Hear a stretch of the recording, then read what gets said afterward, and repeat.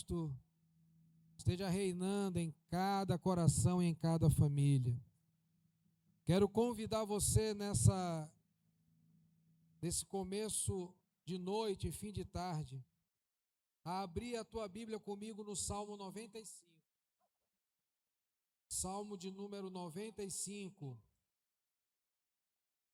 E eu quero convidar você a abrir a tua Bíblia e a se colocar de pé, por gentileza, para darmos início ao tempo de louvor e adoração. Salmo de número 95. Todos acharam? Se porventura forem projetem na NVT, mas você pode acompanhar na sua a leitura desse salmo. Salmo de número 95. Acharam? Diz assim: venham, vamos cantar ao Senhor, vamos aclamar a rocha de nossa salvação. Vamos chegar diante dele com ações de graças e cantar a ele salmos de louvor. Pois o Senhor é o grande Deus, grande Rei acima de todos os deuses. Em suas mãos estão as profundezas da terra. A ele pertencem os mais altos montes. O mar é dele, pois ele o criou. Suas mãos formaram a terra firme. Venham, vamos adorar e nos prostrar. Vamos nos ajoelhar diante do Senhor nosso Criador, pois ele é o nosso Deus. Somos o povo que ele pastoreia, o rebanho sob o seu cuidado. Quem dera hoje vocês ouvissem a voz do Senhor, pois ele diz: não endureçam o coração, como fizeram seus antepassados em Meribá, como fizeram em Massá no deserto. Ali eles me tentaram e me puseram à prova, apesar de terem visto tudo o que fiz. Por 40 anos estive irado com eles e disse: são um povo cujo coração sempre se afasta de mim. Recusam-se a andar em meus caminhos. Assim jurei em minha ira, jamais entrarão no meu descanso. Meus queridos irmãos, há um povo que adora, há um povo que não adora. Há um povo que entra no descanso, há um povo que não entra no descanso diante do mesmo Deus. Mas sabe quem somos nós? Nós somos o povo que veio cantar ao Senhor, que veio aclamar a rocha da nossa salvação. Aclamar é falar bem alto, aclamar é gritar, aclamar é celebrar. É o que nós viemos fazer aqui. Então vamos nos achegar a ele com ações de graça. Eu perguntaria: quantos de vocês, quantos de nós têm motivos para louvar ao Senhor? Quantos estão aí vivos? Levantem a mão, louvado seja Deus. Não tem nenhum caixão por aqui. Quantos estão vestidos? Levante a mão. Quantos já comeram 4 das 15 refeições por dia? Levante a mão. Oh, que bênção! Nós somos um povo que tem ações de graça. Nós somos um povo que tem gratidão. Nós somos um povo que tem adoração. E sabe qual é o nosso grande e maior motivo? Dentre tantos que esse salmo nos traz aqui, nós somos o povo que ele pastoreia. Nós somos um rebanho que ele cuida. Diga para o irmão que está ao seu lado: Deus cuida da sua vida. Você é ovelha do bom pastor que é Cristo. Obrigado. Você é a ovelha do bom pastor que é Jesus. Amém? Você não está desbussolado. Você não está ilhado. Você não foi deixado para trás. Você é a ovelha do bom pastor que é Cristo. E Ele está cuidando de nós. Amém? Vamos orar ao Senhor e vamos adorá-lo. Pai, nós queremos nessa noite, como diz esse convite, através desse salmo, nós queremos bendizer o teu nome, nós queremos engrandecer o teu nome, nós queremos exaltar o teu nome na beleza da tua santidade. Recebe a nossa gratidão, recebe as nossas ações de graça, recebe a nossa adoração, recebe o nosso louvor. Ó bom pastor que cuida da nossa vida, nós nos sentimos cuidado, te adoramos, te adoramos, te adoramos, Senhor, em nome de Jesus, amém.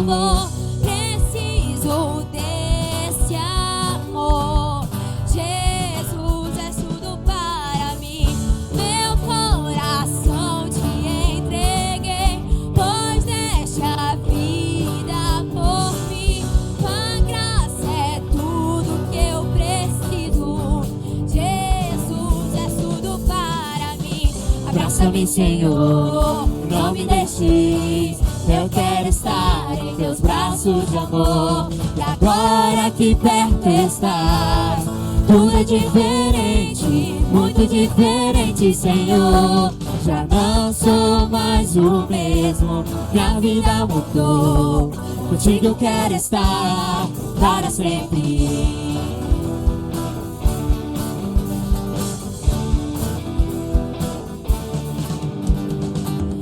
Contigo eu quero estar, te dar o meu louvor. Preciso desse amor. Jesus é tudo para mim.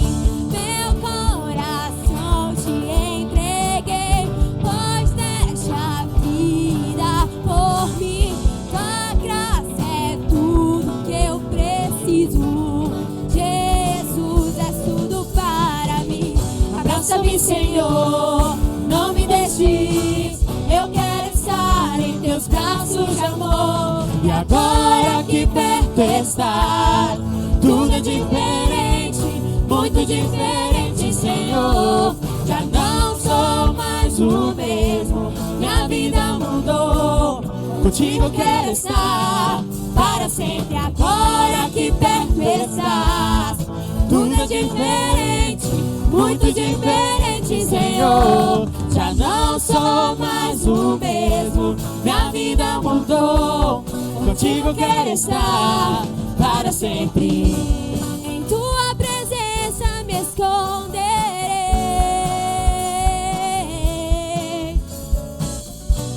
Em tempo e fora de tempo eu te louvarei.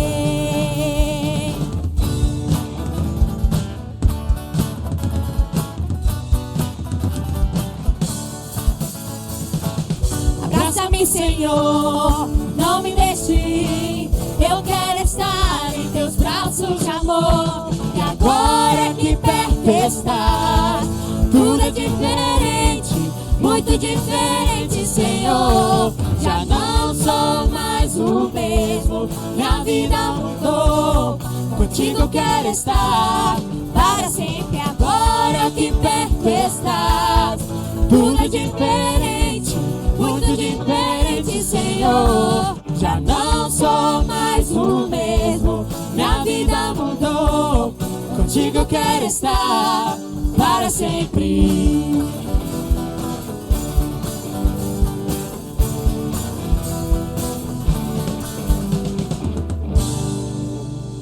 Amém, glória a Deus.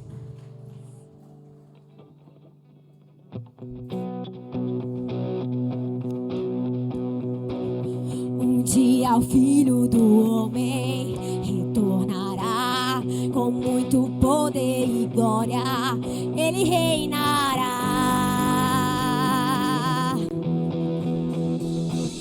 Mas quanto ao dia e a hora, quem saberá? Nem os anjos do céu, nem o Filho, somente o Pai. Então vigia e orai. Logo se ouvirá o grito, eis o noivo sobre os montes. Logo se ouvirá o grito, vamos ao seu encontro, vamos ao seu encontro. Quando a meia-noite chegar, é necessário estar com a chama acesa. O Filho do Homem virá, será que encontrará fé na terra, fé na terra? Um dia o Filho do Homem retornará com muito poder e glória. Ele reinará. Mas quanto ao dia e a hora,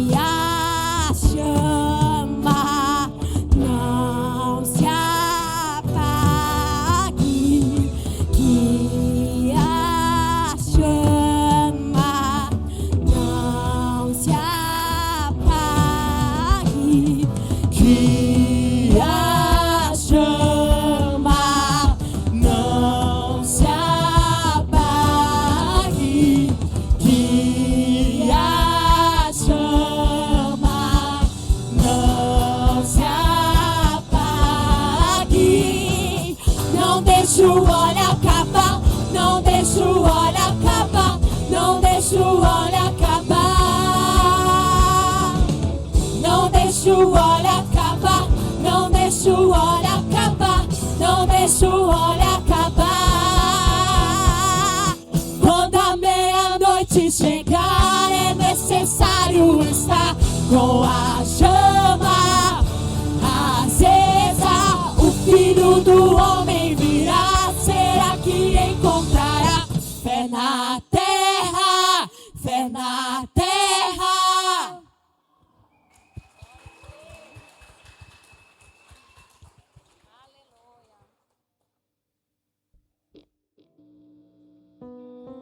Amém, Senhor.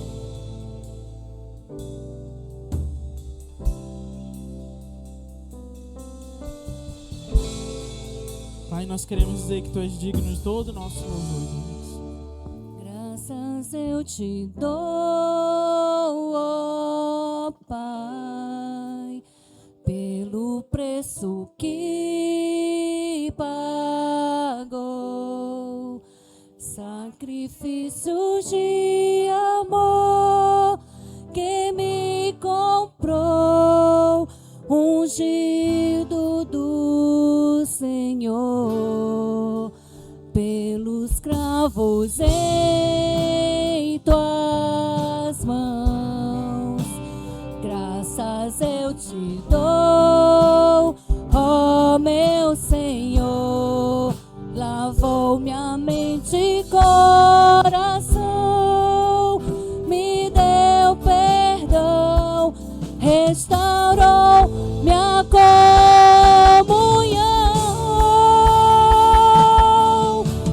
Digno é o Senhor, sobre o trono estás, soberano Criador, vou sempre te adorar. Elevo minhas mãos ao Cristo que venceu, Cordeiro de Deus morreu por mim, mas ressuscitou.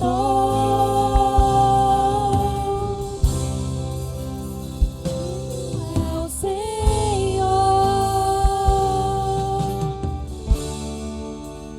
pelos cravos em tuas mãos. Graças eu te dou, ó meu Senhor, lavou minha mente e coração, me deu perdão, restaurou minha comunhão.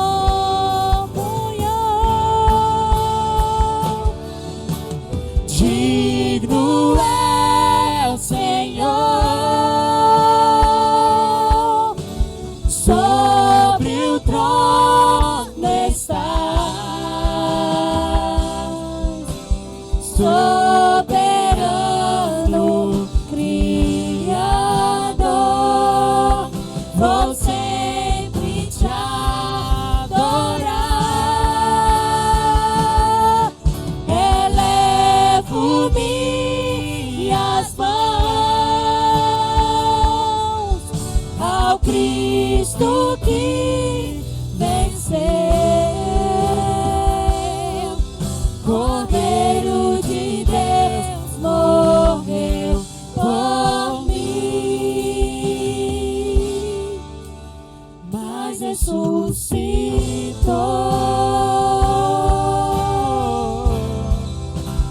Digno é o Senhor,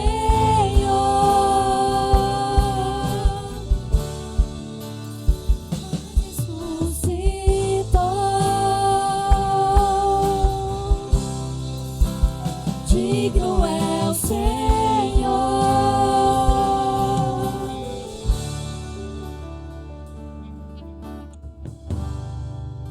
Amém, Senhor. Não há ninguém como Deus. Não há ninguém como a Ti, Senhor.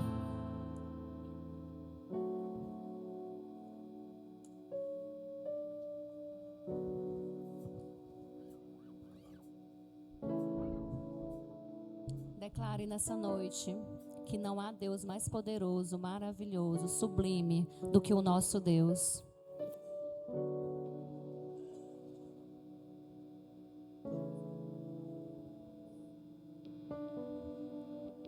Quem é como Tu, Jesus? Não há ninguém além de Ti, que é manso e humilde assim.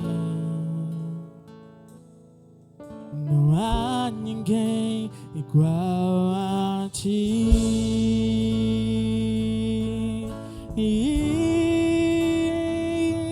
Oh, maravilhoso, admirável, tão sublime, glorioso. A Tua presença é mais desejável do que o ouro. Melhor que a vida é o Teu amor. Quem é como Tu, Jesus? Não há ninguém além de Ti, que é manso e humilde assim. Não há ninguém igual a Ti. Não há ninguém maravilhoso, admirável, tão sublime, glorioso. A Tua presença é mais desejável do que o ouro. Melhor que a vida é o Teu amor. Maravilhoso, admirável, tão sublime, glorioso.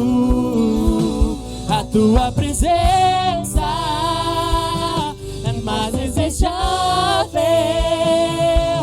do que o ouro. Melhor que a vida é o Teu amor. Senhor, só Tu és digno de adoração.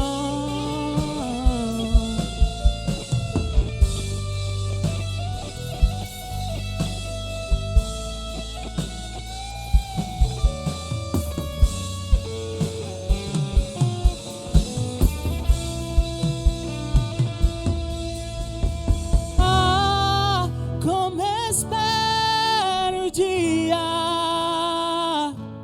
em que verei a face do meu amado. Como espero o dia em que a alegria enfim será completa. Como espero o dia em que verei a face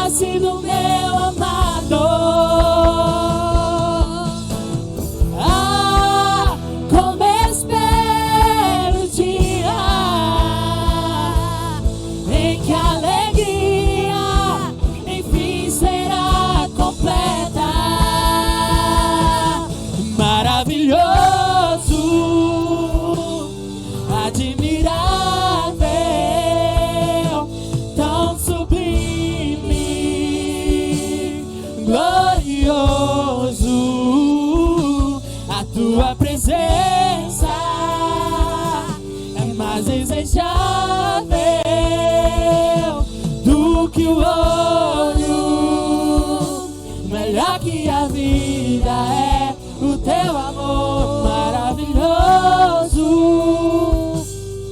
admirável, tão sublime, glorioso. A tua presença é mais desejável do que o ouro, melhor que a vida é o teu amor. Ah, como espero o dia em que verei a face do meu amado. Ah, como espero o dia em que a alegria enfim será completa. Maravilhoso,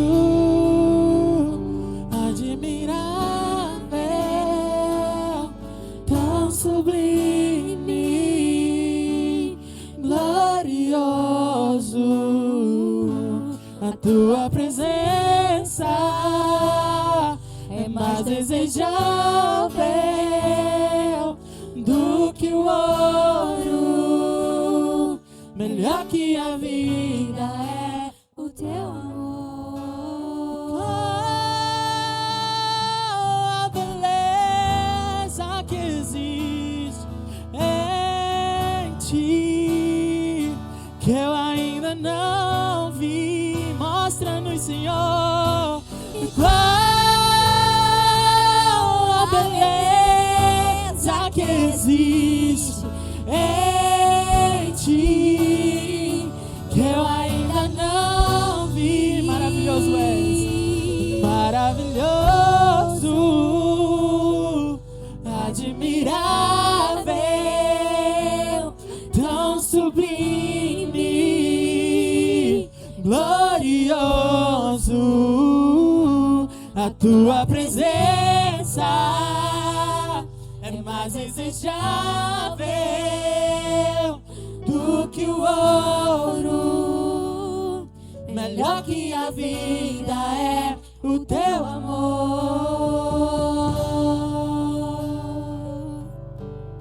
Glória a Deus. Profeta Fujão, Jonas, capítulo 1. Jonas, capítulo 1. Acharam aí? Diz assim: o Senhor deu essa mensagem a Jonas, filho de Amitai: apronte-se e vá à grande cidade de Nínive. Anuncie meu julgamento contra ela, pois vi como seu povo é perverso. Jonas se aprontou, mas foi na direção contrária, a fim de fugir do Senhor. Desceu ao porto de Jope, onde encontrou um navio que estava de partida para Tarsis. Comprou a passagem e embarcou para Tarsis, a fim de fugir da presença do Senhor. Meus irmãos, nós sabemos que ninguém pode escapar do Deus inescapável, mas não nos custa tentar. E é o que Jonas está fazendo aqui. Eu não quero nem de longe transformar isso aqui no ensino de oferta, porque é o que iremos falar nesse momento, iremos adorar a Deus com nossas ofertas, mas eu quero apenas pensar um comportamento daqui e te fazer pensar. Jonas é um sujeito que pega um recurso e foge da presença de Deus. Ele custeia a sua saída da presença de Deus. Bom, está bem aqui. É esse comportamento que eu quero destacar nesse momento, nessa noite. E te levar a uma reflexão sobre o que é ser um dizimista e um ofertante. Primeiro, Jonas tinha recebido uma palavra de Deus. Foi o próprio Deus quem falou com ele. Mas ele preferiu andar por outros lugares, por outros caminhos. Ele até tinha razão. Afinal de contas, os ninivitas, eles eram selvagens, bárbaros. Então ele quis salvar a vida dele. E de vez em quando a gente quer salvar a nossa também, né? A gente começa a dizer, veja bem, não dá para isso, não dá para aquilo, então eu preciso não ser um dizimista, porque afinal de contas não dá não ser um ofertante, não dá. E a gente começa então a criar caminhos para tentarmos fugir do inescapável. E o que me chama a atenção é que Jonas pega um recurso que ele tinha para fugir da presença de Deus. Meus irmãos, a instituição do dízimo e da oferta não é uma invenção humana. Talvez os homens se aproveitem da doutrina bíblica para aplicar algumas realidades que não são bíblicas na vida, na mente, no coração das pessoas. Isso é um fato. Basta você ligar a sua televisão, basta você passear por alguns canais, você vai ver algo diferente das escrituras sendo ensinado ali. Porém, o Deus de toda a terra, ele estabeleceu o dízimo no meio do seu povo para uma finalidade. E aquele povo, então, que caminhou pelo deserto ali, eles aprenderam a dizimar ao Senhor para uma finalidade. Alguns levantam o argumento de que no Novo Testamento não há essa prescrição, mas o Velho Testamento, ele é prescrição para o Novo Testamento. No Novo Testamento, a gente vê a igreja colocando aos pés dos apóstolos os seus dízimos, suas ofertas, seus recursos para a manutenção da obra. Quando alguém pensa e faz desse jeito, ele faz como Jonas, ele foge da presença de Deus. Por exemplo, alguém vai falar assim, não, eu acho que eu posso eu mesmo administrar o meu dízimo. Eu faço assim, eu faço acolá, eu compro uma rede, dou para alguém, aí eu compro uma cesta básica, dou para outrem, e eu vou administrando. De fato, dízimo e oferta precisam ser administrados. Mas dízimos e ofertas, eles são administrados pela casa do tesouro, como diz as Escrituras. O Deus que instituiu isso, ele também pensou na forma bíblica, divina, de como administrar isso. Ele então estabeleceu a casa do tesouro. Por essa razão, quando os cristãos do primeiro século colocavam aos pés dos apóstolos, enxergavam nos apóstolos essa administração prescrita do Velho Testamento. Então Deus estabeleceu dessa maneira para que nós fizéssemos assim, e é como nós fazemos regularmente nessa casa, nesse local de adoração. Nós entregamos os nossos dízimos e ofertas, adorando ao Senhor, entregando a administração dessa casa, pedindo a Deus que dê sabedoria e discernimento àqueles que irão fazer dessa maneira. Porém, nós não podemos ser como Jonas. Sabe por quê, irmãos? Porque quando o anarquismo entra na igreja, a teocracia sai por outra porta. Ou seja, ou nós estamos numa anarquia, ou nós estamos numa teocracia onde Deus e seus princípios, eles se estabelecem sobre as nossas vidas. Houve um período na Bíblia, que foi o período dos juízes, que reflete um pouquinho do que Jonas faz aqui. Uma frase emblemática desses 300 anos do período dos juízes era assim: e cada um fazia como queria fazer. Isso dá certo? Em canto nenhum, muito menos na igreja, muito menos quando nós temos uma teocracia, um Deus que governa o seu povo. O povo de Deus não funciona na anarquia. Nunca funcionou e nunca vai funcionar, porque nós temos um Senhor que governa as nossas vidas. E quando nós temos um Senhor que governa as nossas vidas, esse Senhor estabelece os princípios sobre nós. E esse é um princípio bíblico. Eu costumo, quando converso sobre esse assunto, a dizer o seguinte: Deus, ele criou um sistema. É verdade. O Velho Testamento, o Novo Testamento, ele é sistemático. Os homens transformaram isso num esquema. E por vezes é possível perceber que esse esquema ele está dentro das igrejas, né? Fazendo com que homens se apropriem daquilo que não pertence a eles. Porque os dízimos não pertencem ao pastor, não pertencem à liderança, eles pertencem ao Senhor para fazer aquilo que é prescrito na palavra do Senhor. E quando eu olho para esse comportamento de Jonas, eu me pergunto assim: será que eu estou tendo ele? Será que eu estou vivendo a anarquia? Será que eu não tenho um Senhor que me diz o que devo fazer, como devo fazer e para que fazer? Será que eu estou vivendo como no período dos juízes? Então eu estabeleço como tem que ser e eu digo como deve ser? Ou será que nós temos um Senhor sobre as nossas vidas? Jesus falou que nós não podemos ter dois senhores. Ou servimos a Ele, ou servimos a essa realidade a quem Ele chamou de Mamon, quando falava do do dinheiro. O dinheiro, ele é muito bom quando você carrega no bolso, né? Diga assim, Senhor, eu quero carregar dinheiro no bolso. Você pode dizer sem medo de ser feliz, quem está te falando é um pastor bíblico. Senhor, eu quero carregar dinheiro no bolso, mas nunca no coração. Porque na hora em que eu carrego dinheiro no coração, aí ele toma conta de toda a minha vida.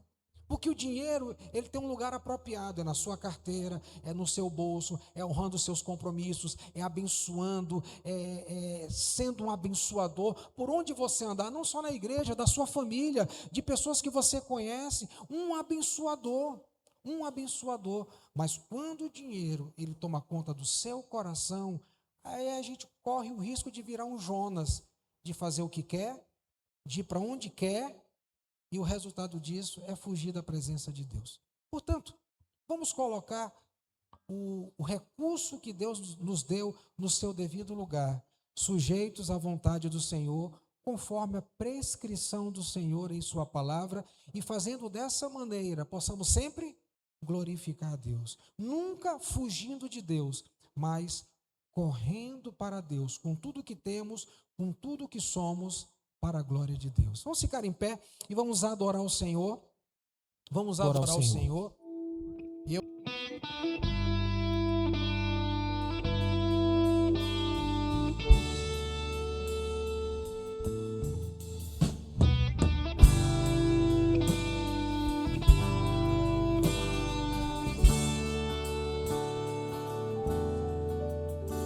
Por tudo que tens feito, por tudo que vais fazer, por tuas promessas e tudo que és, eu quero te agradecer com todo o meu ser.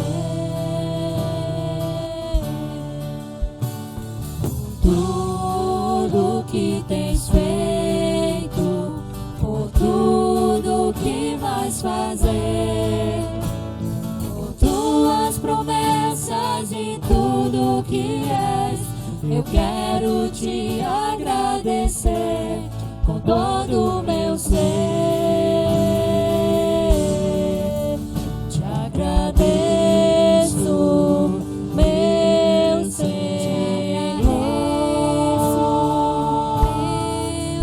Te agradeço, meu Senhor. Te agradeço por me libertar e salvar, por ter morrido em meu lugar. Te agradeço, Jesus, te agradeço, eu te agradeço, te agradeço. Tudo que tens feito, por tudo que vais fazer, por tuas promessas e tudo que és, eu quero te agradecer com todo o meu ser. Te agradeço, meu Senhor.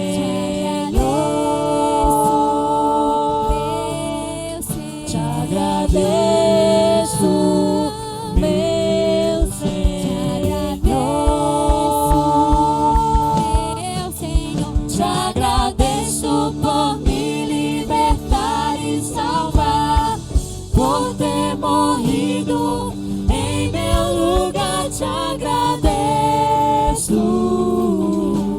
Jesus, te agradeço, eu te agradeço, te agradeço, te agradeço, te agradeço.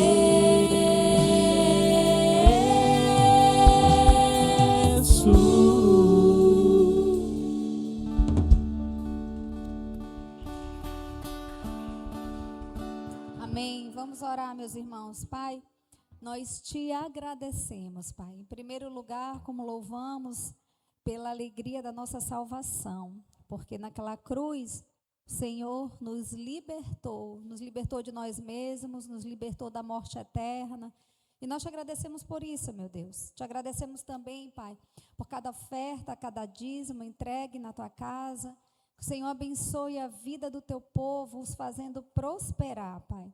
Que o Senhor nos dê temor e tremor diante de ti, ao administrar aquilo que é santo, que é separado para a tua obra e para o teu reino.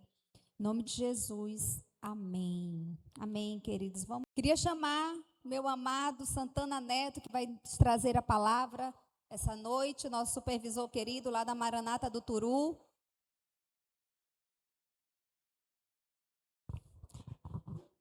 Graça e paz, amada igreja, amém? É uma satisfação estar aqui com vocês mais uma vez. Agradeço ao pastor Tito, pastor Isabela, pela confiança, pela a coragem, né, de entregar o púlpito para um jovem senhor. E deixa eu explicar o porquê das muletas, né? Talvez você fique em dúvida. Sábado passado eu fiz uma cirurgia no joelho, metido a jogador, né? Velho, quando joga essas coisas, vive se arrebentando, né? E aí eu estava com o menisco, que é ali o amortecedor do joelho, né? Rasgou, aí tem que fazer uma pequena cirurgia. Mas está tudo bem também, estamos em recuperação. Semana que vem a gente já pode pisar o pé no chão, e aí é a vida que segue. Mas fui aí incumbido de trazer uma palavra para essa amada igreja, e adianto que já teve até spoiler da pregação, né? Essa homenagem aqui já foi um baita do spoiler da pregação. Mas eu queria convidar você a abrir a sua Bíblia no livro na carta de João, terceira carta de João, uma carta pequena de 1 capítulo e 15 versículos. Eu queria que a gente lesse os versículos de 1 a 4. Eu não sei se todos me conhecem, acabou que eu nem me apresentei, já me acho tão de casa, né? Quem não me conhece, sou Santana Neto, lá da Maranata Sede, no Turu. A gente está lá já há alguns anos, já trabalhamos com Isabela e Tito há muitos e muitos anos. E estamos aqui para compartilhar um pouquinho da graça de Deus sobre as nossas vidas e compartilhar um pouquinho dessa palavra que é poderosa, que faz diferença na nossa vida. Cada vez que a gente estuda e a gente vai recebendo de Deus, a gente vai sendo transformado, né? Terceira carta de João, versos de 1 a 4. Todos acharam? Amém? Vamos ler? O presbítero ao amado Gaio, a quem eu amo na verdade. Amado, acima de tudo faço votos por tua prosperidade e saúde, assim como é próspera a tua alma, pois fiquei sobremodo alegre pela vinda de irmãos e pelo seu testemunho da tua verdade e como tu andas na verdade.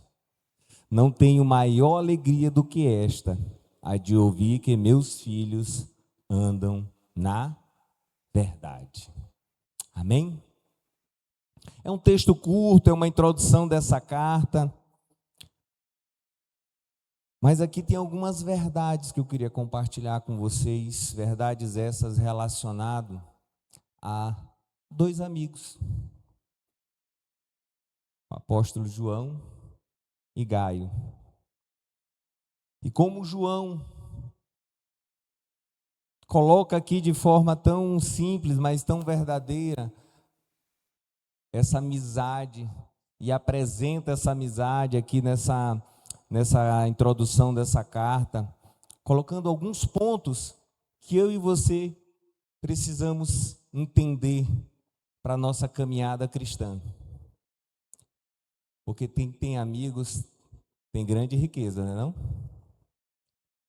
E aí eu queria intitular essa nossa conversa, essa nossa ministração de amigo na verdade e de verdade.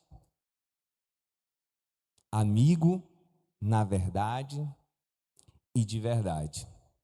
Mas para a gente entender essa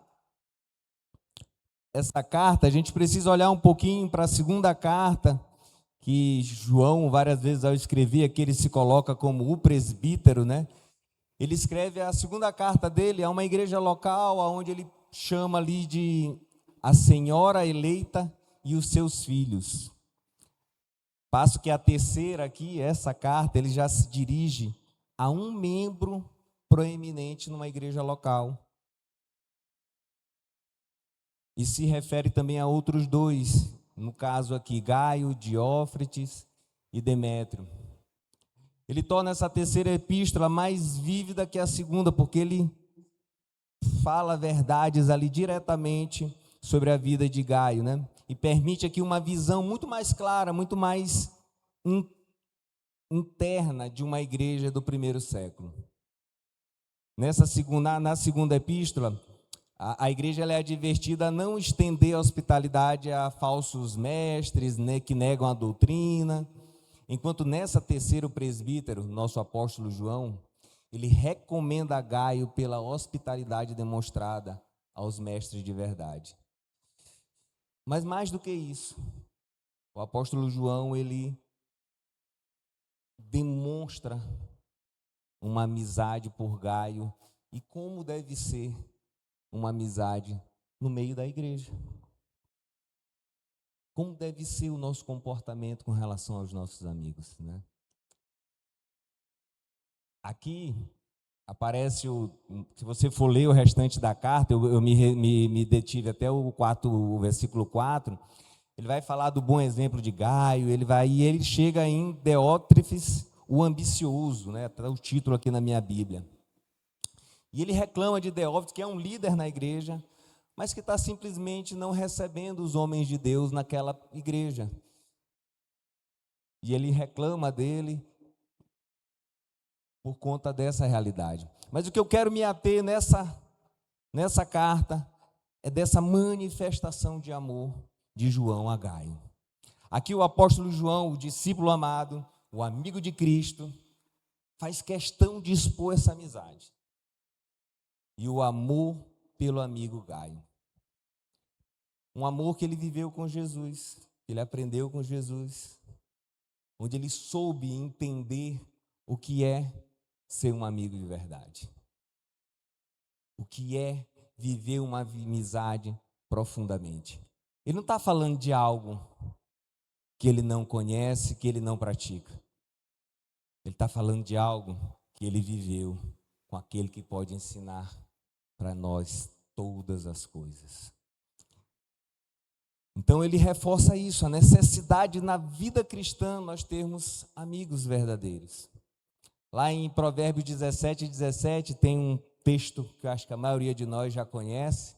Quem sabe aí de cabeça? Em todo tempo ama e na angústia se faz o irmão. No mesmo livro de Provérbios, capítulo 27, verso 17, diz assim: como o ferro afia o ferro, assim o homem ao seu amigo. E a Bíblia ela dá exemplos e mais exemplos da necessidade de como cristãos nós termos esses amigos. Mas eu quero, nesses 4 versículos, pontuar 2 coisas que o apóstolo deixa muito claro. E nas nossas amizades nós precisamos, em primeiro lugar, que vai do verso 1 ao verso 2, amar os nossos amigos. Aí você pode estar dizendo, Neto, mas isso é tão clichê. Será, irmão? Vou cair aqui na onda lá do Instagram. Será? Será que é tão clichê mesmo? Será que nós amamos as pessoas de fato? A que ponto?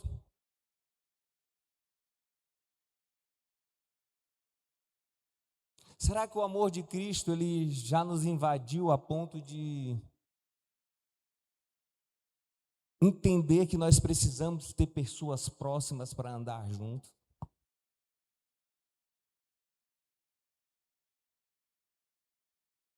Será que você já se questionou que tipo de amigo você é? Quão confiável você é nas suas amizades? Ou o quanto você é capaz de se doar pelas pessoas? E eu não estou falando isso só da boca para fora, estou falando isso porque eu tenho vivido isso, tenho questionado e tenho recebido de amor de Deus. O fato, irmão, é que todo cristão precisa de amizades maduras para crescer na fé. Todos, todos, todos, todos, sem exceção. E aqui o apóstolo, ele primeiro expressa esse amor pelo seu amigo Gaio. Então eu e você precisamos amar os nossos amigos. Segundo ponto que o apóstolo deixa claro aqui, está nos versos 3 e 4, é dizendo: alegrem-se com os seus amigos. E aí eu vou de novo. Talvez você diga, mas isso é o normal. Será? Será que a gente tem se alegrado com os nossos amigos? Ou será que no fundo a gente tem fingindo tanto que não conseguimos mais nem expressar determinadas coisas das nossas amizades? Amar os nossos amigos e alegrarmos com os nossos amigos. São essas duas realidades que o apóstolo aqui nesses 4 versículos ele nos apresenta. Mas eu quero ir além. Porque amando os nossos amigos, e é o primeiro ponto, nós precisamos amar os nossos amigos que andam na verdade. Verso 1 diz assim: o presbítero ao amado Gaio, a quem amo na verdade. Amando nossos amigos que andam na verdade. O presbítero aqui, lógico, João, isso é uma forma que o apóstolo João usa nas suas cartas para se identificar, filho de Zebedeu. Ele fala de um amigo chamado Gaio, e Gaio, engraçado que Gaio é um nome que ele é muito comum no Império Romano, a gente não tem muita informação de quem é Gaio, mas uma coisa é muito certa aqui, é seguro dizer isso, né? Que Gaio era um homem que tinha uma relevância na igreja local. Porque o apóstolo faz questão de mandar essa carta para ele, de falar dele, de elogiar ele e dar ênfase a essa amizade. Ele tinha uma responsabilidade nessa igreja. E muito provavelmente ele não era um líder daquela comunidade, porque quem liderava aquela comunidade era o Diótrefes. É um nome até difícil de falar, né, irmão? Não sei se você veja aí no verso 9, né? Escrevia alguma coisa à igreja, mas Diótrefes, que gostava de exercer primazia entre eles, não nos dá acolhida. Então, esse era o líder daquela igreja local. Mas apesar de ser o líder, João não está falando dele. João está falando de Gaio. Gaio aqui é como João caracteriza como amado. João caracteriza aqui como a quem eu amo. Algo que soa redundante, né? Parece que João quer deixar muito claro, eu amo esse cara. E homem dizer isso é complicado, né? Você tem a prática de dizer isso, homens? Cadê os homens aqui dessa igreja? Homem é bicho difícil de dizer essas coisas, né? Como o homem não diz isso? Ele disse para a mulher, né, tal, para a mulher dele. Mas você já disse isso para outro homem? Irmão, eu te amo.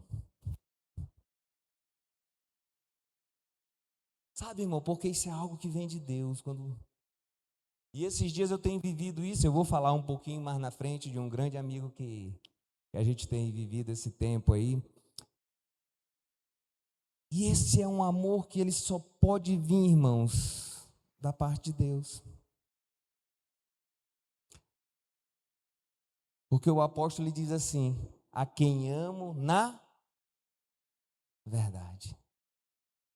O apóstolo João não está falando de um amor que surgiu só porque talvez Gaio é bonito, porque Gaio é legal, porque Gaio gosta das mesmas coisas que o apóstolo João gosta. O apóstolo João está falando de um amor que vem de Deus. Porque o amor que vem, na verdade, ele vem da palavra de Deus que diz: olha, é necessário que a gente ame uns aos outros. É necessário que a gente olhe além daquele cara chato, mas aprender a amar ele desse jeito e ajudar ele a transformar a vida dele. É assim que a Bíblia nos ensina a amar, irmãos. E é assim que muito provavelmente que o apóstolo está amando Gaio aqui. Porque ele está vendo além do ser humano Gaio, ele está vendo um homem de Deus a quem Deus tratou. Um homem de Deus que viveu e está vivendo algo poderoso na sua igreja local. É um tipo de amor que é desenvolvido de acordo com a palavra de Deus. Ou seja, João ama Gaio de acordo com o amor que estava em conformidade com a palavra de Deus. É isso que nessas poucas palavras João está falando de Gaio. E sabe o que a gente conclui disso aqui, irmão? E aí, se você estiver anotando, quiser anotar esse princípio, uma boa amizade cristã está fundamentada na palavra de Deus.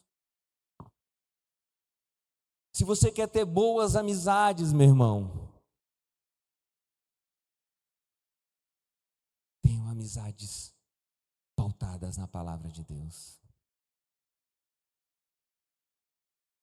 A gente tem acompanhado algumas pessoas ali na sede, e vira e mexe a gente trata com alguns assuntos de separação e divórcio.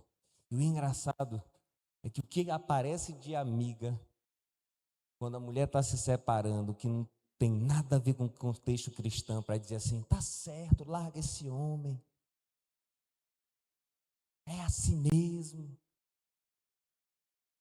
Irmão, nós precisamos procurar amizades, amigos de verdade, pautados na palavra de Deus. A palavra de Deus precisa ser o teu guia, meu irmão. Se essa amizade não vem de Deus, ela não é legal para você. Uma boa amizade cristã precisa estar fundamentado na palavra de Deus. E a gente tem um exemplo disso, uma ilustração muito poderosa sobre isso na Bíblia. E a gente pode, se você quiser abrir, 1 Samuel 19, 20, está lá recheado da amizade de Jonatas e Davi. Quem aqui já assistiu a série Casa de Davi, na Prime? Não sei se os irmãos conhecem. Recomendo assistir, né? E ali eles demonstram essa amizade de uma forma muito legal. E aqui a gente vê Jonatas, o herdeiro do trono de Israel, filho de Saul, o primeiro na linhagem de Saul, seria o substituto natural de Saul, tendo uma amizade poderosa com aquele que vai tomar o lugar dele.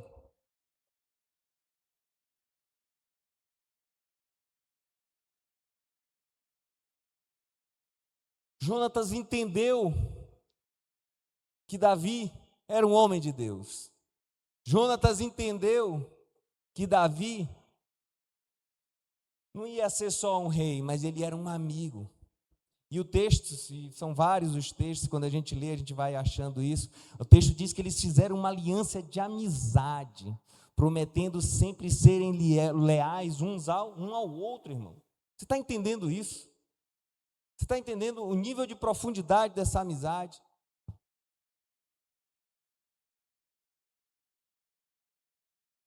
E Davi honrou essa amizade. Saul perde o trono, Davi se torna rei de Israel, mas toda a descendência de Jonatas foi guardada por Davi. Amizade profunda, irmão.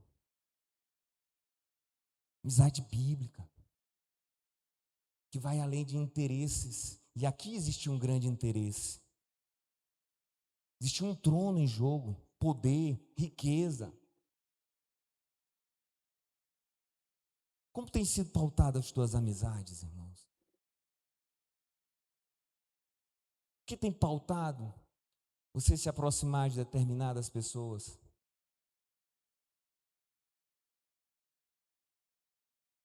Em detrimento a outras. E eu falo isso, irmão, porque o coração do homem é assim. Nosso coração é assim. A nossa natureza caída nos faz agir dessa forma, muitas vezes. E talvez você se pegue olhando para você mesmo, dizendo, meu Deus, como eu posso ser assim?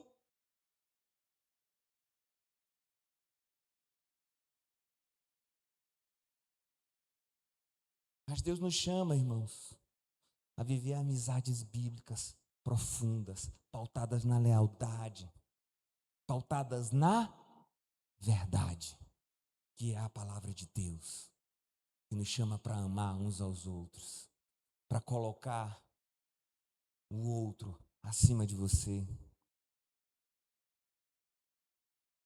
Você consegue entender isso, irmão? Amém? A amizade entre Davi e Jonathan nos ensina o quanto é importante a lealdade e pensarmos no bem do outro. Um amigo de verdade não age por interesse, mas está disposto a ajudar, mesmo que isso custe algo pessoal. Essa amizade te custa algo pessoal, irmão?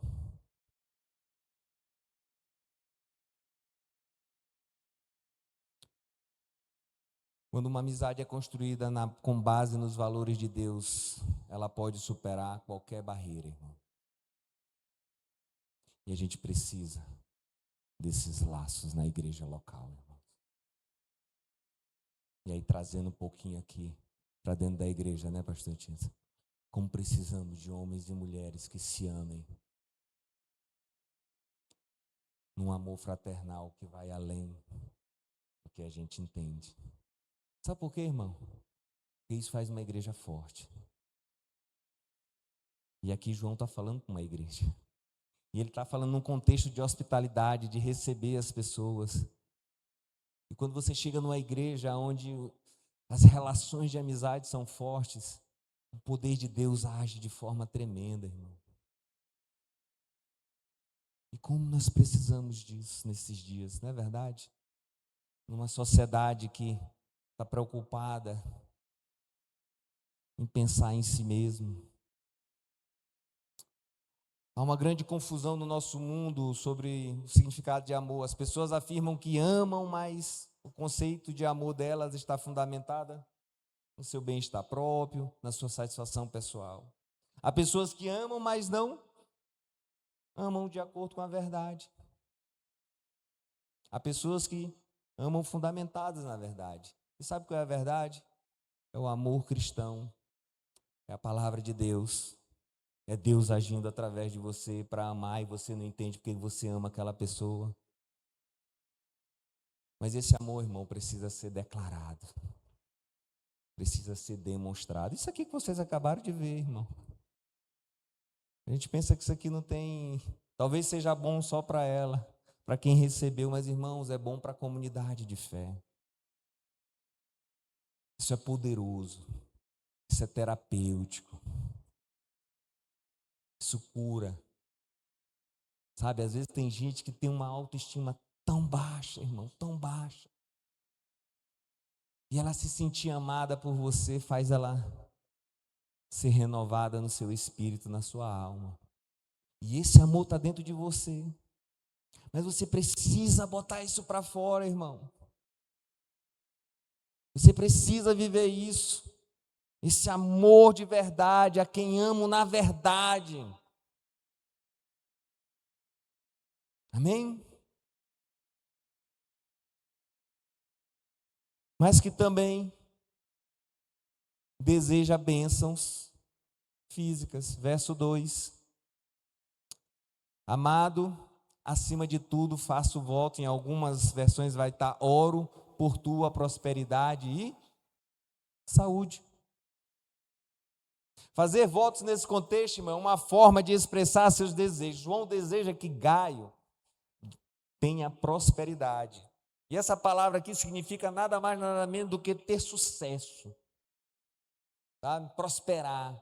É isso que João está dizendo para Gaio. Eu oro para que tu seja próspero. Eu oro para que tu alcance as coisas. Eu oro para que você vá além do que você tem. E sabe o que é isso, irmão? Isso é coisa de amigo. Só quem ama deseja essas coisas, irmão. Você concorda comigo? E esse texto, e essa palavra aqui, prosperes, ela é usada lá em 1 Coríntios 16, 2. No primeiro dia da semana, cada um de vós ponha de parte em casa, conforme a sua prosperidade, e vá juntando para que não façam coletas quando eu for. Esse contexto aqui de prosperidade faz referência a bens materiais mesmo, sabe? Aqui é uma autorização bíblica para desejarmos, irmãos, o bem-estar físico, mas também o bem-estar espiritual dos nossos amigos. Quantas vezes você ora pelo seu amigo? Ou você só ora pelos seus problemas?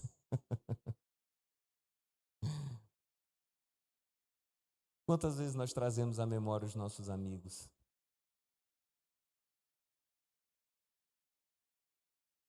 Como é necessário trazer os nossos amigos para as nossas orações, sabe?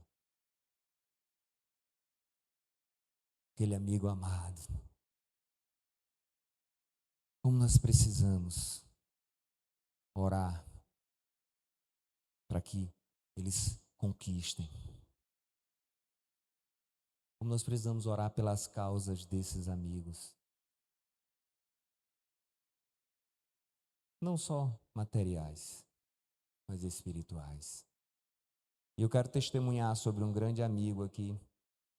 Não, vou deixar para daqui a pouco. Mas também João deseja que Gaio tenha saúde. E essa palavra aqui, ela é usada em outras passagens, como no sentido lá de Lucas 5. Os sãos precisam de médico, e sim os doentes. Assim, a ideia de um desejo de uma vida saudável, meu irmão, cheia de saúde, sabe?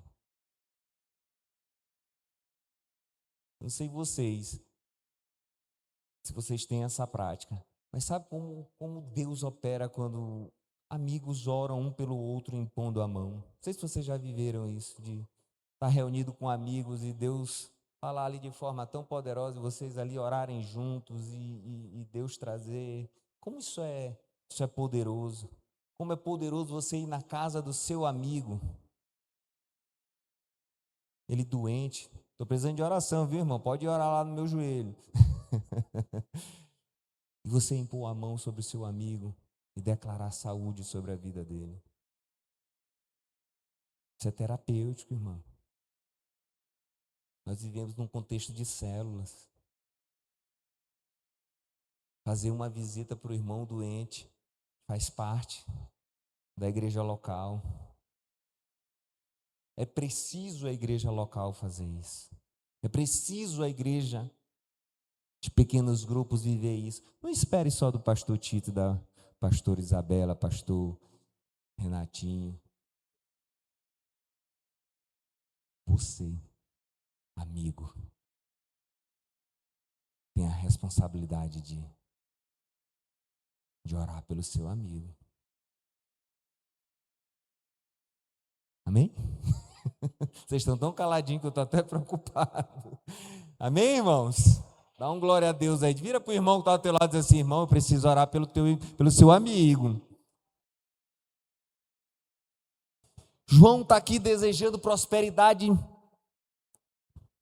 física, material, que está desejando saúde. E sabe o que a gente aprende aqui? Se você estiver anotando, anota aí, é o princípio aqui: um bom amigo cristão deseja o bem-estar material dos seus amigos. Deseja que ele prospere, deseja que ele tenha saúde. Ora para que ele conquiste as coisas. Se dedica tempo para ele, se dedica em tempo para ele.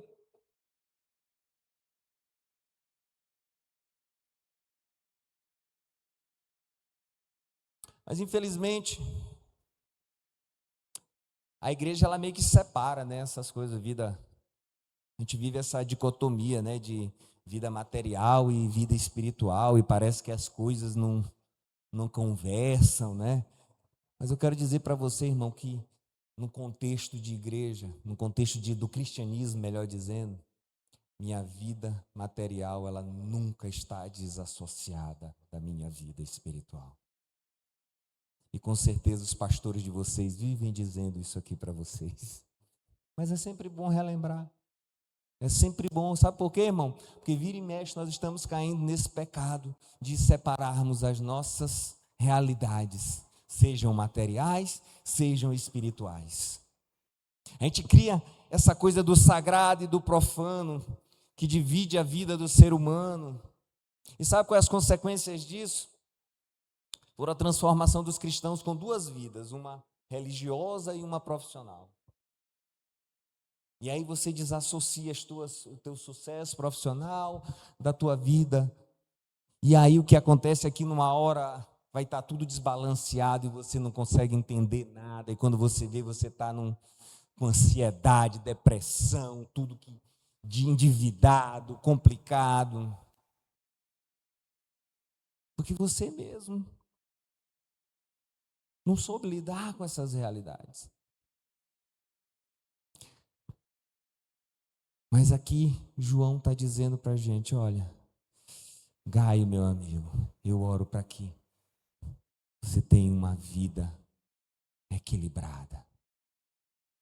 Eu oro para que você tenha prosperidade nas coisas que você faz, e oro para que você tenha saúde para continuar caminhando.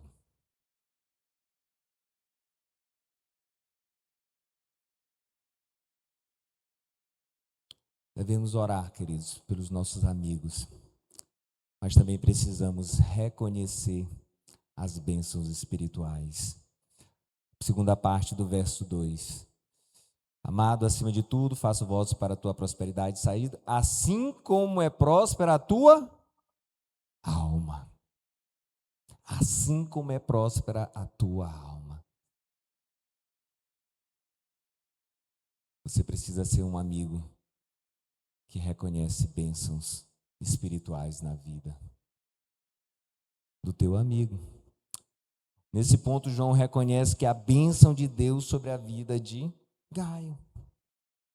Ele reconhece seu crescimento, sua maturidade, e por isso ele deseja o seu bem-estar natural. Você vê que ele vem falando: desejo que você conquiste materialmente, desejo saúde, mas eu quero te dizer que mais próspero que todas essas coisas é a tua vida espiritual. E esse é um feedback que nós precisamos dar para os nossos amigos, sabe? E talvez você esteja agora olhando, lembrando de tanto amigo, né? Eu creio porque quando eu estava relembrando essa pregação aqui, eu estava lembrando de tanta coisa. Precisamos reconhecer a maturidade e os passos de fé que os nossos amigos estão dando. Sabe, ele era aquele homem impulsivo e ele consegue vencer isso Você chegar e dizer, cara, tô gostando de ver. Homem fala assim, né? É, macho. Vai dar um tapa, né? Tô gostando de ver, tá? Tá se controlando, né? Isso é um feedback importante. As mulheres vendo que aquela amiga tem uma autoestima baixa e ela começa, você chega e diz, poxa, tô gostando de ver, você tá bonita. Aí ela já não dá um tapa nas costas, né? Quem faz isso é homem, ela chega, pega no cabelo, né? Mulher é diferente, né? Mulher é aquela coisa, né? Mais preciosa, mais amável. Homem é se esmurrando, né? Mas é o jeito, o homem se trata assim, tudo bem. Tudo bem. Mas o que importa é que a gente expresse esse crescimento espiritual dos nossos amigos, para que ele tenha esse feedback, para que ele entenda, poxa, que bom, eu estou crescendo. Sabe, João aqui reconhece o crescimento, o amadurecimento espiritual de Gai, por isso ele deseja esse bem-estar material. O desejo pelo bem-estar material está sujeito ao bem-estar espiritual. Por isso que o apóstolo conclui dizendo, como é próspera a tua alma. Como espiritualmente você tem crescido. Como espiritualmente você tem avançado. Era um marido complicado, está começando a se tornar um homem diferente dentro de casa. Dá esse feedback para o teu amigo. Ô, meu irmão, é isso aí, gostei de ver. Sabe aquele casal que o homem vai lá na frente, a mulher vem atrás com os filhos, e agora ele não, espera a mulher, segura na mão da mulher, e anda com ela, e vai com ela.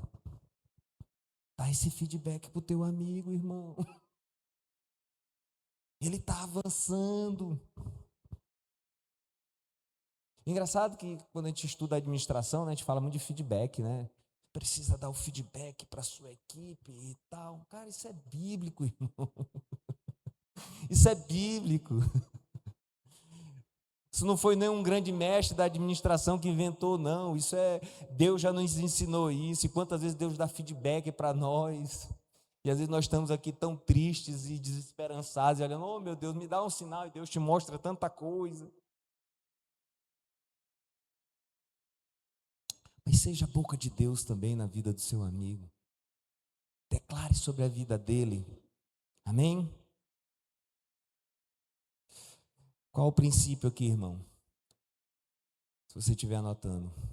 Um bom amigo cristão elogia os seus amigos. Um bom amigo cristão elogia os seus amigos. Elogie ele pelo crescimento. Não é demagogia, não estou falando para você fazer demagogia com ele, não. Se ele está ruim, seja duro. Se ele está indo bem, elogie. Das duas formas você está sendo amigo. Das duas formas você está cooperando na vida dele. Das duas formas você está sendo cristão. Das duas formas você está honrando o nome de Cristo. Amém? Glória a Deus. Sabe, mas infelizmente, uma aplicação rápida, o medo de envaidecer ou de provocar orgulho no coração dos irmãos, a gente vai se retendo, né? E a gente sabe que tem irmão que é vaidoso, né, irmão? Tu chega e diz assim, vai tá bonito, aí o homem já vira um pavão, né? Então tem gente que é assim, a gente sabe. E aí se você já conhece, dose, saiba, tenha, né? Tenha maturidade para dar doses homeopáticas para esse seu amigo. E tem irmão que é assim, é pavão, né? Mas não deixe de fazer isso, sabe? Não deixe de... Outra coisa que atrapalha muito, a inveja de alguns dificulta elogiar os outros, sabe? Quando se elogia algum irmão, ao invés de os outros se alegrarem pelo progresso espiritual dele, sentem inveja. Isso é comum. Aí, neto, na igreja? Aí sim, irmão, na igreja. É. O coração do homem é assim, o coração do homem caído é isso, irmão. Engraçado é que a gente ainda se assusta com essas coisas, né, pastor? Tem gente que ainda se assusta com os irmãos, isso é a natureza caída do homem. Isso é fruto da natureza pecaminosa que queremos ser melhores que os outros, sabe? O problema não está no elogio feito a alguns, mas nesse problema pecaminoso de a gente cair numa inveja, nesse erro. E a gente, em várias cartas de Paulo, a gente vê isso, né? Lá na carta de Filipenses, no capítulo 2, verso 19 e 30, onde Paulo elogia Timóteo e Epafrodito, falando deles, do crescimento deles, de como eles cresceram, que ele estava enviando eles, que eles agora eram homens de Deus, que aquela igreja, aquela realidade ali poderia recebê-los da melhor forma, sabe? Precisamos aprender a elogiar uns aos outros. Precisamos ir além, muito além de só risos e gargalhadas. Precisamos olhar no olho um do outro e declarar aquilo que Deus tem feito na vida dos nossos irmãos, sabe? Isso é poderoso, irmão. Isso é poderoso. A segunda parte desse texto, ele vai falar de alegrar-nos com os nossos amigos. Amém?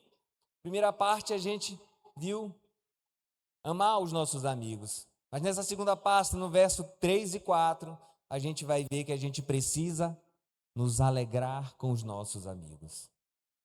Primeiro, por causa do bom testemunho. Verso 3.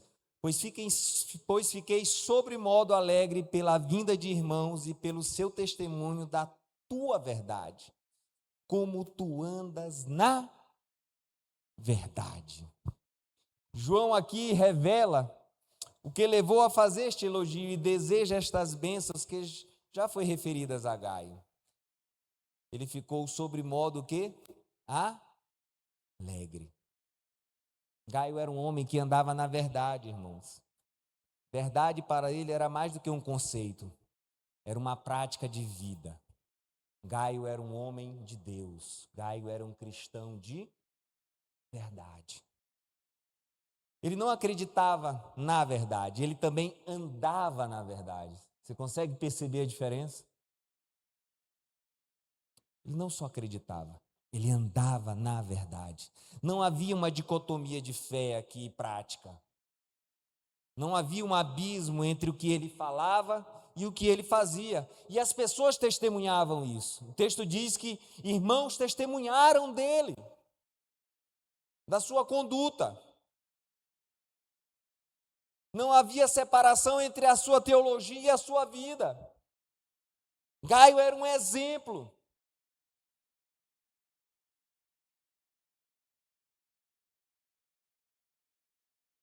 A vida dele era pautada na verdade, na palavra de Deus.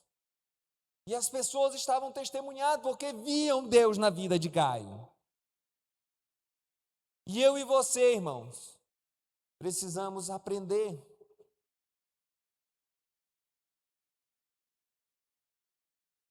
a observar isso na vida dos nossos amigos.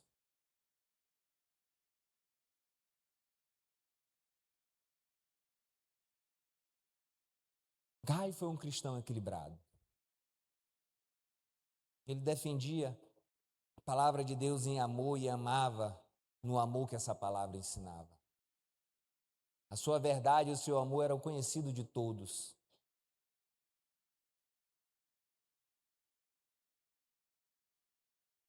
Gaio era um exemplo. E olha aqui para mim. Se você tem um amigo que já te abençoou tanto com o testemunho dele, com o amor dele, com o exemplo dele, eu quero só te levar a refletir. Quantas vezes você declarou isso para ele? Quantas vezes você se alegrou com o crescimento desse amigo? Quantas vezes você externou isso para ele?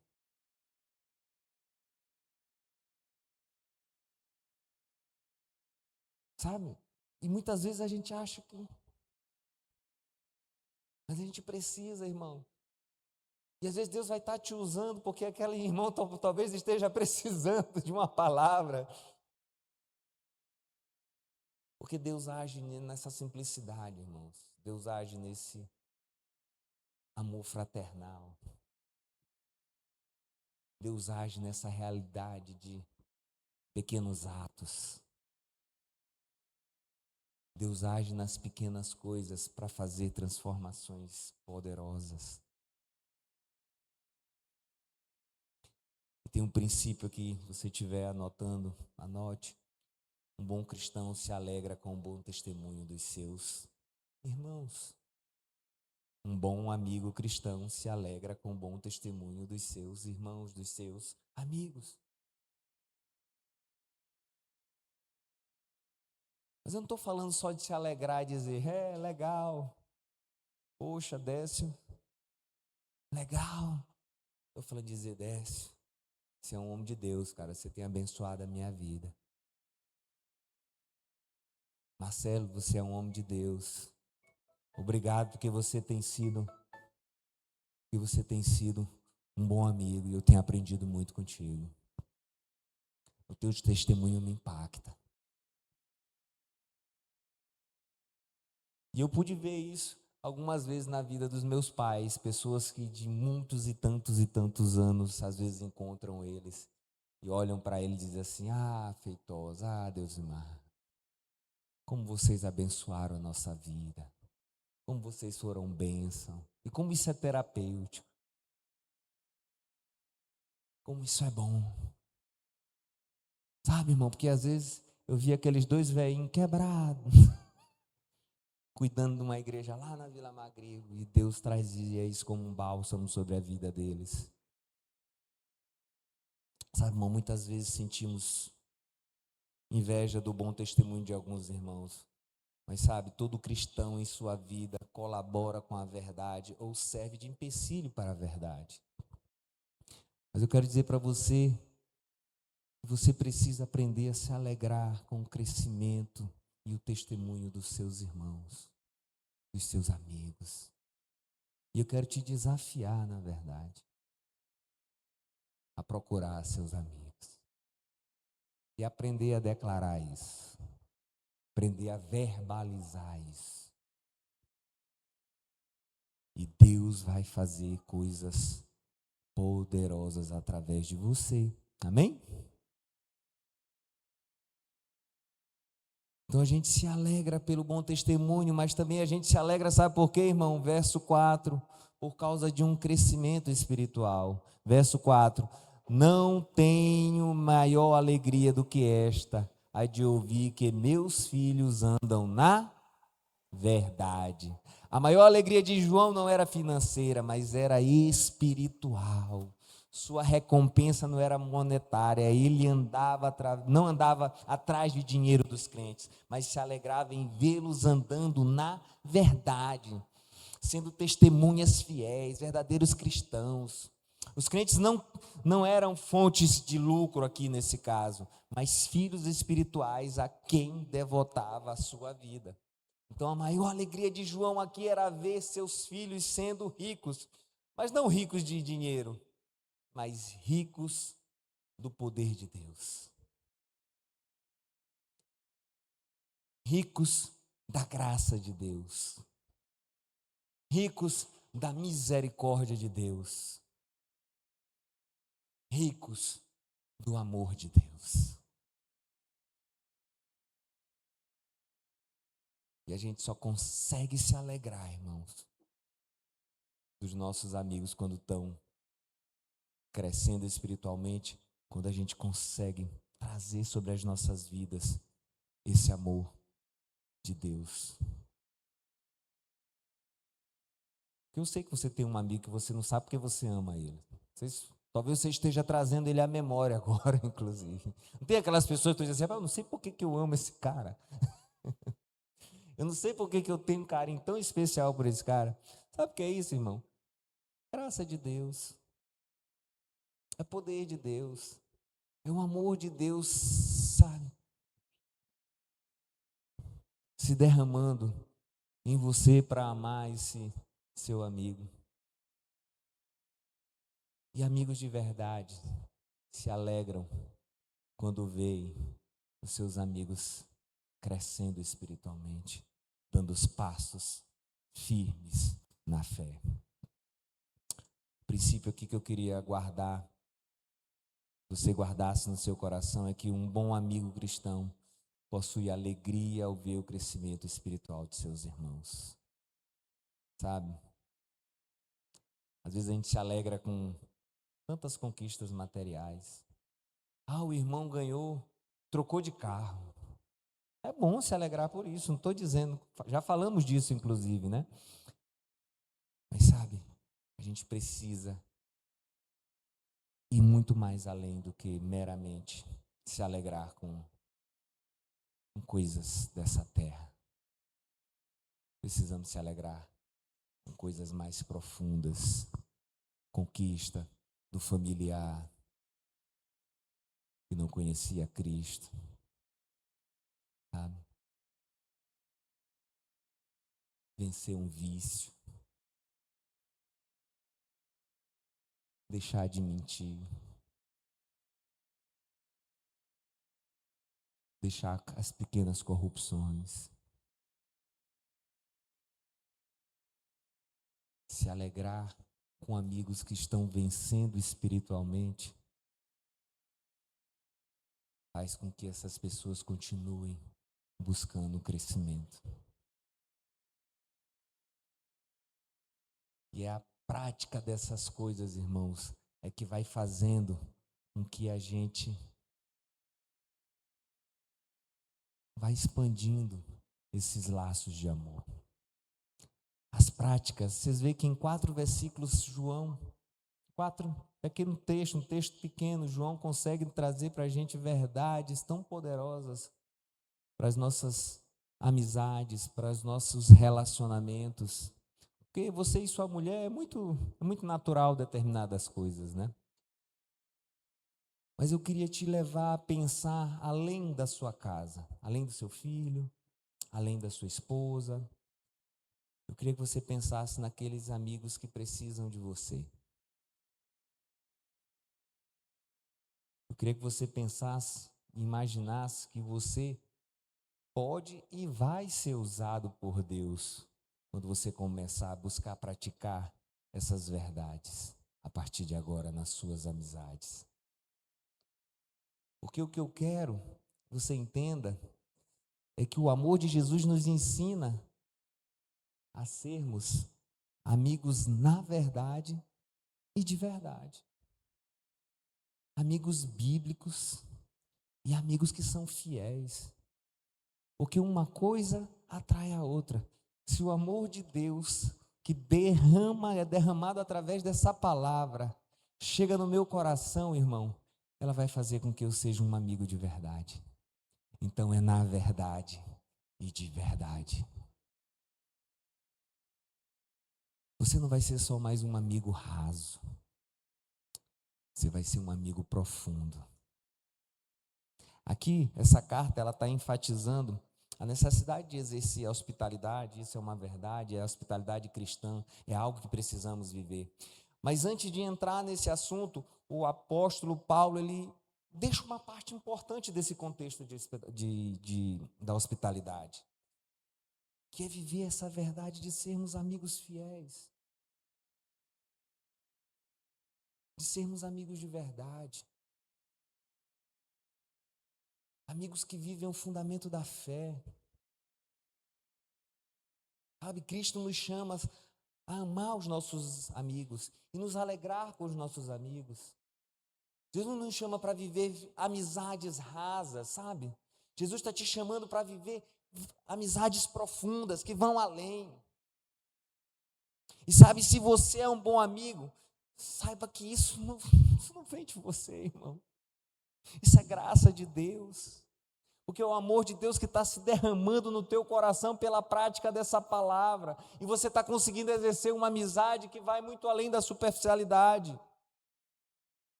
Isso não nasce de você. Como eu te disse, às vezes a gente não entende por que a gente ama. algumas pessoas. Esse é o Espírito Santo que vai gerando em nós. É o Espírito Santo que vai dando esse amor que excede o nosso intelecto. E somente isso, irmão, somente esse amor de Cristo sendo derramado em nós nos faz capazes de amar pessoas tão diferentes de nós.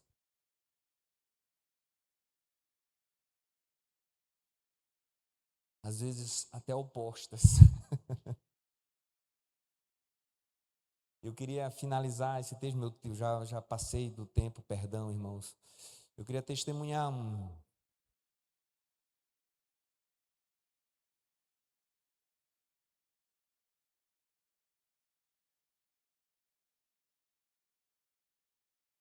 como Deus é bom.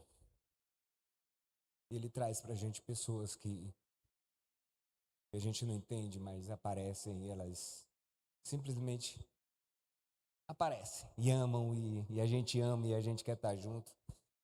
Eu tenho um amigo de anos de adolescência, já junto com o Décio na adolescência. O nome dele é Lívio, não sei se todos conhecem.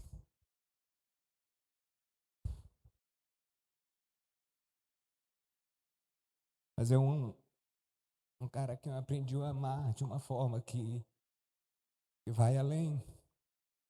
E por esses dias ele perdeu o pai dele. O pai dele faleceu, estava cometido de um câncer. E Lívio é um cara que não mede esforços para, né, dessa. A gente estava essa semana, foi aniversário dele, agora na sexta foi? Na quinta, né? Na quarta, dia 17. E Lívio também, ao mesmo tempo que ele é muito amável, ele retém muito choro, essas coisas, né? E ele estava vivendo o luto dele, vivendo os dias, o pai dele se faleceu no dia 31 e 17 foi o aniversário dele. Então, ele estava vivendo o luto dele, né? E ali a gente pôde viver esses dias com ele, de estar próximo dele, de sentir a dor dele, de amá-lo, de poder estar perto.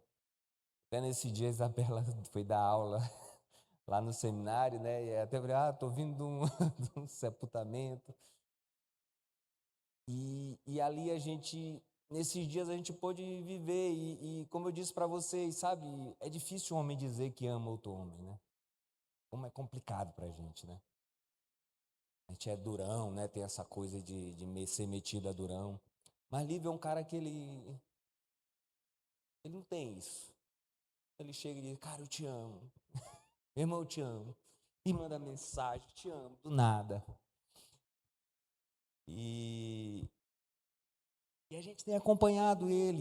E é um amor que eu não sei explicar. É um carinho que vem de anos, para mais de 20 anos. Ele tem 40 e poucos anos, eu tenho 45. Então a gente se conheceu aos 16, 17 anos. Então a gente está falando de 30 anos de amizade. E como a nossa amizade tem se fortalecido, sabe? No sentido de orar um pelo outro, de amar um ao outro, de ele amar o meu filho como filho dele, de eu amar o filho dele como meu filho. E é bom a gente saber que a gente tem amigos assim. Estou citando o livro, mas tem tantos outros, tem Décio, tem tantas pessoas na minha vida. Mas esses dias isso foi muito, muito forte, né? E hoje, infelizmente, teve a notícia triste de um outro parente ter falecido agora pela manhã. E a única coisa que eu soube dizer para ele, te amo, meu amigo.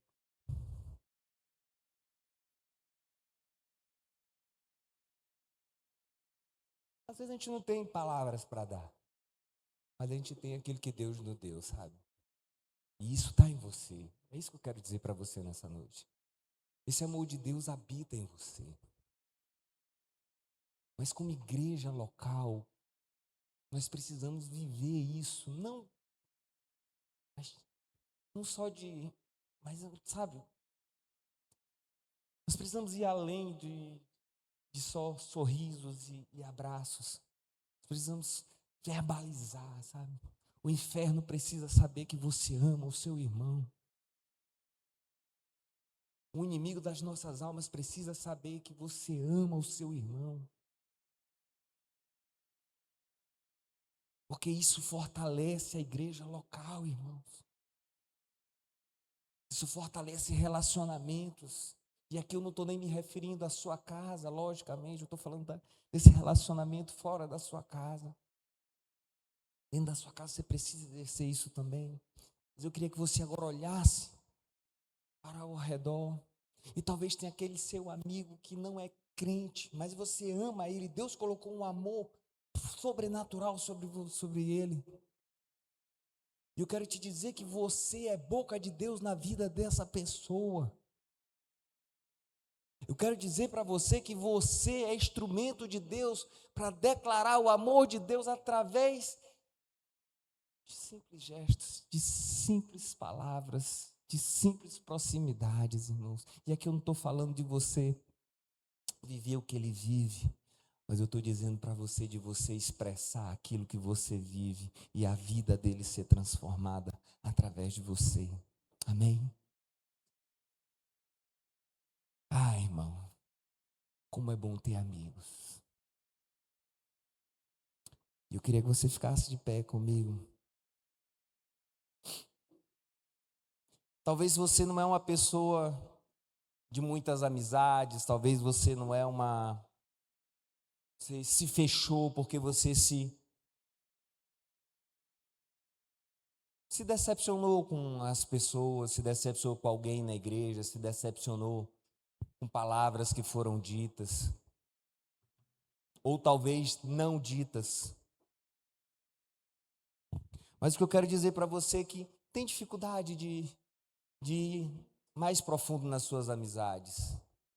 É que no cristianismo, quem anda sozinho está mais perto da queda.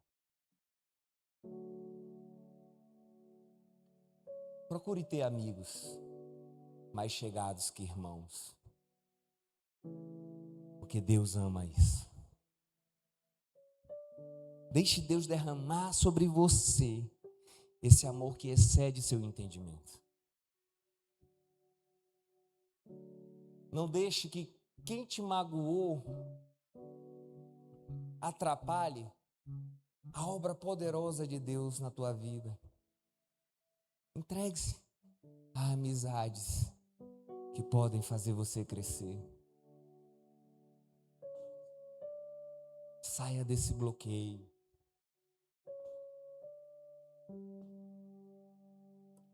Mas também tem um alerta. Cuidado com as amizades que não são verdadeiras. O inimigo de nossas almas adora colocar elas na nossa frente. Afaste-se delas. E procure homens e mulheres de Deus que vão fazer parte da sua vida de forma poderosa. Amém? Vamos louvar o Senhor e no final a gente vai estar orando. Eu quero orar por você.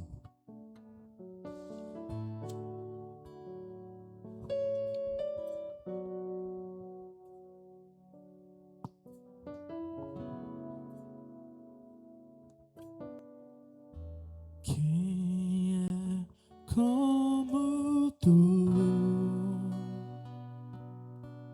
Jesus?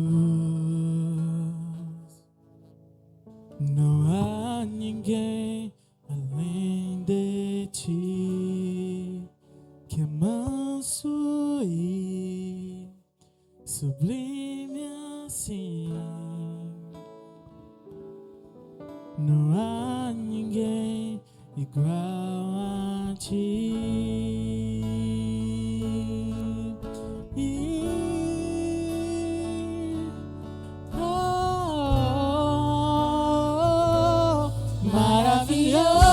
Maravilhoso, admirável, tão sublime, glorioso. A tua presença é mais desejável do do que o ouro. Melhor que a vida é o teu amor.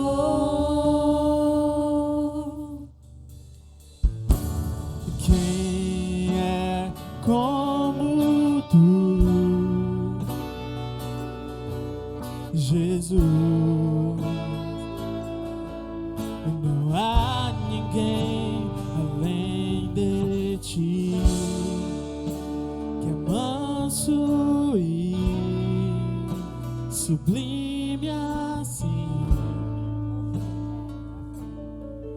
Não há ninguém igual a ti. Não há igual. Maravilhoso, admirável, tão sublime e glorioso. A tua presença é mais desejável do que o ouro. Melhor que a vida é o teu amor. É maravilhoso, admirável, tão sublime, glorioso. A tua presença é mais desejável do que o ouro. Melhor que a vida é o teu amor. Irmãos,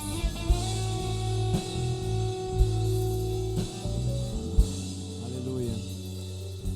Eu queria que você fechasse o seu olho, continuasse ainda em adoração. Eu queria que você fizesse uma oração agora por aquele amigo que talvez esteja vindo agora na tua mente, trazendo. Eu sei que Deus está falando contigo. Não sei se ele é cristão, não sei se ele não é cristão, mas eu quero que você agora ore por ele. Você traga à memória esse amigo. Ah, Senhor, como nós precisamos de Ti, Senhor. Tu és inigualável, não há ninguém como Tu. Tu és o nosso amigo maior. Tu és aquele amigo que está em todas as horas, em todos os momentos, Deus. E como é bom saber que o Senhor está conosco todos os dias até a consumação dos séculos, Senhor. Mas Jesus, nessa noite nós queremos ir além nessa amizade contigo, Senhor, e queremos ir além nas nossas amizades aqui nessa terra, Senhor, para sermos instrumentos teus, Senhor, para aprendermos a ser muito mais do que simples parceiros ou companheiros de jornada, mas sermos amigos fiéis, amigos verdadeiros, amigos na verdade e de verdade, como João tanto fala de Gaio ali, Senhor, nas Escrituras. Ah, Senhor, e João só estava vivendo aquilo que ele viveu contigo. Pai, então nos ajuda a viver essa verdade nas nossas vidas, Senhor. Nos faz amigos mais profundos, Senhor. Amigos que se importam uns com os outros, Deus. Amigos que vão além da superficialidade do dia a dia e se importam com as carências emocionais, espirituais. Ah, Senhor, nos ajuda a viver coisas poderosas nos nossos relacionamentos, porque sabemos que Deus ama isso. Pai, eu oro por essa igreja, eu oro por essas células aqui nessa igreja, Senhor, que nesses dias Deus esteja refazendo amizades, reconstruindo amizades, fortalecendo amizades, fazendo com que essa igreja se torne muito mais firme e forte no seu ministério e na sua missão aqui nesse bairro, Senhor. Abençoa-o, Senhor, para a honra e glória do teu nome. Aleluia. Amém. Amém. E amém. Ah, como espero o dia em que verei a face do meu amado. Ah, como espero o dia em que a alegria enfim será completa. É maravilhoso, admirável, tão sublime, glorioso.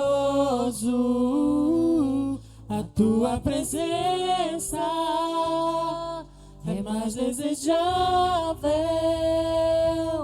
do que o ouro, melhor que a vida é o teu amor. Amém, irmãos. Amém, amém, amém. Vamos orar, irmãos queridos. Nós estamos num período de Copa. Eu não sei quantos lembrariam de um jogo que aconteceu lá no Mineirão em 2018. Aquele 7-1.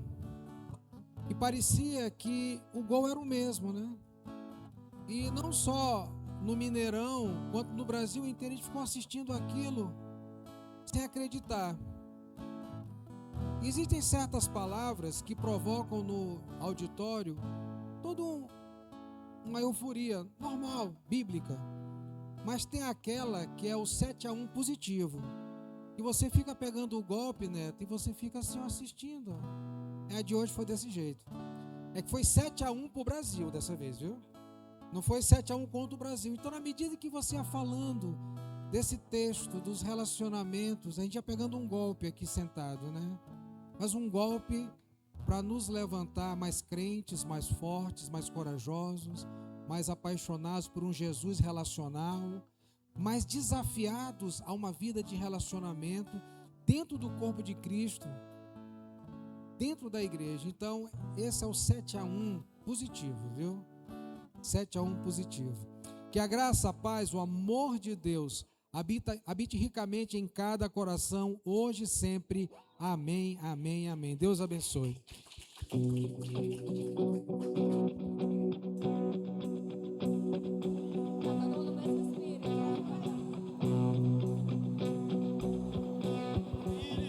Homem retornará com muito poder e glória, ele reinará.